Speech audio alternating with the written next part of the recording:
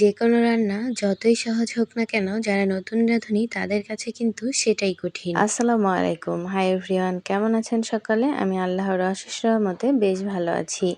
আমি আজকে বেলে মাছ ভুনা করব ভেজে টমেটো দিয়ে। সেই রেসিপিটি আপনাদের সাথে শেয়ার করছি, ভালো লাগলে সাথেই থাকবেন। যদি আপনাদের সামান্যতম উপকার হয়ে থাকে তাহলে অবশ্যই ভিডিওটি শেয়ার করবেন, লাইক কমেন্টস করে পাশে থাকবেন। বেলে মাছ ভুনা করার জন্য মাছগুলোকে আমি আগে থেকে ধুয়ে কেটে পরিষ্কার করে নুন হলুদ মেখে রেখেছিলাম প্রায় 10 মিনিটের মতো। এখন এই মাছগুলোকে চুলায় আমি প্যান বসিয়ে তেল দিয়ে এখন মাছগুলোকে ভেজে নিচ্ছি। আমি একটু হালকা করে মাছটা ভেজে নিচ্ছি যাতে করে মাছটা রান্নার পরে ভেঙে না যায়। তবে আপনারা চাইলে কিন্তু এই মাছটা না ভেজেও এভাবে রান্না করে নিতে পারেন। না ভেজে রান্না করলে সেটাও কিন্তু খেতে বেশ ভালো লাগে। এই যে দেখুন মাছগুলো আমার ভাজা হয়ে গেছে। এখন আমি চুলা থেকে মাছগুলো উঠিয়ে নিচ্ছি। এই একই প্যানে আমি পেঁয়াজ কুচি দিয়ে দিচ্ছি। ১ কাপ থেকে একটু কম, হাফ কাপ থেকে একটু বেশি হবে। আমি হাত দিয়ে একটু ঝুরি করে দিচ্ছি যাতে পেঁয়াজগুলো খুব দ্রুত হয়ে যায়।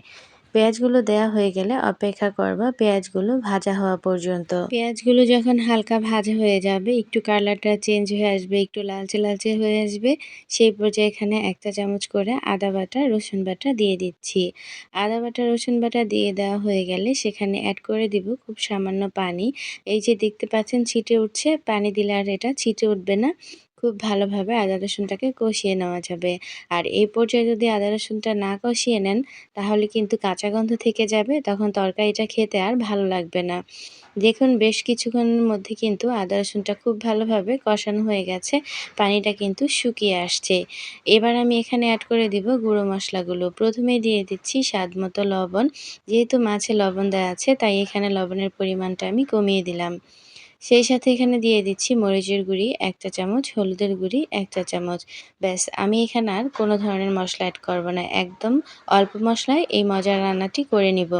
মশলাগুলো কষানো হয়ে গেলে ২টি পাকা টমেটো কেটে দিয়ে দিয়েছি। বড় সাইজের হলে ১ টি দিলেই হবে। এবার এই টমেটোটা মশলার সাথে খুব ভালোভাবে মেশানো হয়ে গেলে আগে থেকে ভেজে রাখা মাছগুলো আমি এখানে দিয়ে দিয়েছি। একটা জিনিস হয়তো লক্ষ্য করেছেন, খুবই কম তেলে কিন্তু আমি রান্নাটা করেছি।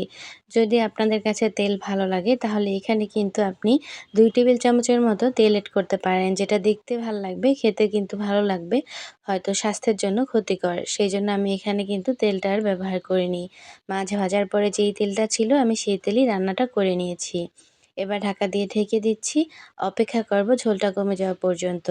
এই যে দেখুন ঝোলটা কিন্তু কমে এসেছে। আমার রান্নাটা প্রায় 80% হয়ে গেছে। আমি একটু সাইড থেকে ধরে এভাবে নাড়িয়ে দিচ্ছি। কোনো হাতা খুন্তি ব্যবহার করছি না। মাছগুলো যেহেতু নরম সেহেতু কিন্তু ভেঙে যেতে পারে।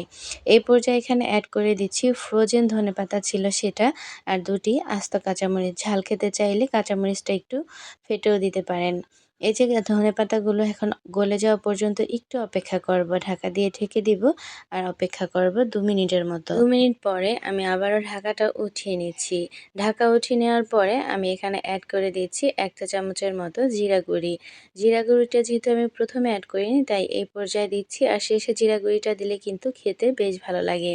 জিরা গুঁড়িটা দেওয়া হয়ে গেলে সেই চামচের সাহায্যে আমি ধনেপাতাটাকে একটু ছিটিয়ে নেওয়ার চেষ্টা করছি। দেখতেই পাচ্ছেন আমার রান্নাটা কিন্তু প্রায় কমপ্লিট। এরপরেও আমি আবারও ঢাকা দিয়ে ঢেকে দিব, অপেক্ষা করব ২ মিনিটের মতো। আর সেই পর্যায়ে আমার চুলার আঁচটা সম্পূর্ণ হাই থাকবে। এ পর্যায়ে আপনারা ঝোলটা কেমন খেতে চান সেটা সম্পূর্ণই নিজেদের ব্যাপার। আমি একটু লবণটা দেখে নিচ্ছি ঠিক আছে কিনা। আমার লবণটা একদম ঠিকঠাক আছে।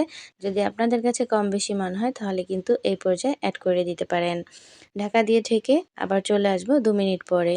চলে আসলাম ২ মিনিট পরে, ঢাকা উঠিয়ে নিচ্ছি। এবার সাইড থেকে ধরে আবার একটু নাড়িয়ে নিয়ে চুলাটা বন্ধ করে দিব আর ঢাকা দিয়ে ঢেকে অপেক্ষা করব তরকারিটা একটু ঠান্ডা হয়ে যাওয়া পর্যন্ত।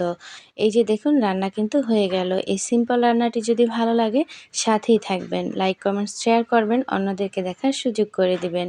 আমি আপনাদের জন্য চেষ্টা করব নতুন নতুন এবং সহজ সহজ রেসিপি নিয়ে আসার জন্য। এই যে দেখুন ঠান্ডা হয়ে যাওয়ার পরে কিন্তু আমি একটা সার্ভিং প্লেটে তরকারিটা উঠিয়ে নিচ্ছি। দেখতেই অসাধারণ লাগছে আর খেতে কিন্তু বেশ ভালো লেগেছে। তবে এটা গরম ভাতের সাথে খেতে কিন্তু বেশ লাগে। এই যে দেখুন কাছ থেকে দেখিয়ে দিচ্ছি। কতটা ইয়ামি লাগছে দেখতেই বুঝতেই পারছেন। আজকের মতো বিদায় নিচ্ছি। আবারও নতুন কোনো রেসিপি নিয়ে হাজির হয়ে যাব। সেই পর্যন্ত সকলে ভালো থাকবেন, আমার জন্য দোয়া করবেন। আল্লাহ হাফেজ।